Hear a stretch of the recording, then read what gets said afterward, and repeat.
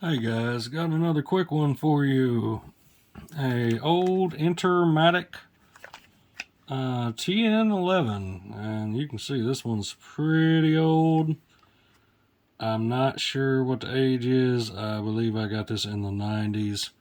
So yeah, it's been around for a while, and I've lost most of the little tabs, of course, because they come off and you lose them very easily. This one was a pain in the butt to get open because they've got these little one-way plastic clips here. And pretty much there isn't an easy way to get it apart without halfway destroying the thing. So, and right there is where the clock motor goes through to the wheel. Guess you can see the gear spinning. And up here is where the tab switcher, right here, goes in that direction where you can flip it from the top, and that goes through and hits the teeth on the roller wheel.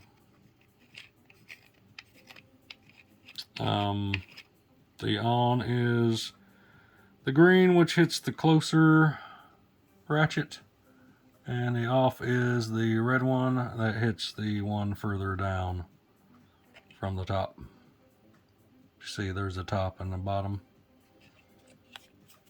And this guy fits into the other side here underneath the contact, and that would be in the off position. As you can see, the contact right here is apart, and in the on position it just closes those tabs together, contacts, and it looks similar to the ratchet but slightly different. And that just rides on the contact plate and pushes it up or lets it back down. As far as the plug, it's just a strip of wire here, and the plug contact goes directly to the split contact here, which goes onto the wheel, and that feeds directly off the wall contacts. So, and so do the wires that feed the clock motor. They just come off the back side of the contacts right here on each side. And there's no inline resistor or anything, and this is a pretty solid looking timer motor. Of course, Intermatic does some pretty nice Intermatic does some pretty nice motors. I got to say that, because they do commercial and industrial timers as well for like HVAC equipment. So pretty chunky and beefy little motor, if I got to say so myself. And I believe the wheel is, hold on, let's test it. Very, very hard, like nylon, reinforced kind of plastic, or metal. Actually, I'm thinking it's metal, because I am not able to pierce it.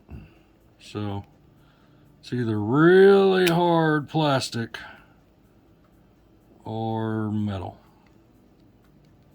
But pretty tough little motor, and they got some decent windings on the contacts here as well. And I just noticed that the wire pulled out of the contact, so it's not soldered in the contact. It's just held by a crimp fix, which I'll have to fix here in a minute, but not easy to get apart, as you see.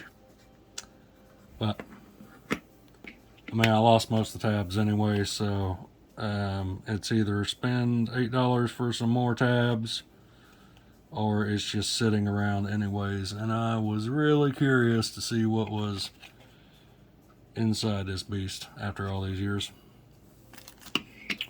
They could have done better on the plug, in my opinion, but I guess it is what it is. I'm really impressed by the clock motor though, because that is chunky. Chunky and well made. And all metal. So, well, except for the gears. But what can you expect? But that does in fact look like a metal gear to me. Metal output gear. Or a really hard plastic, one of the two.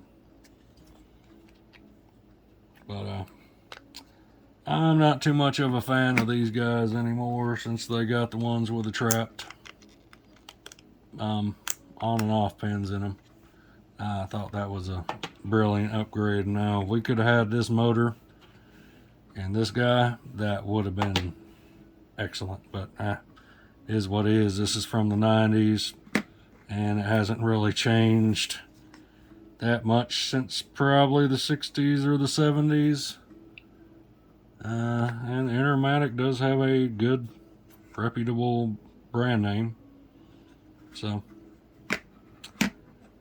just thought you might find that interesting. Y'all have a great night. Peace.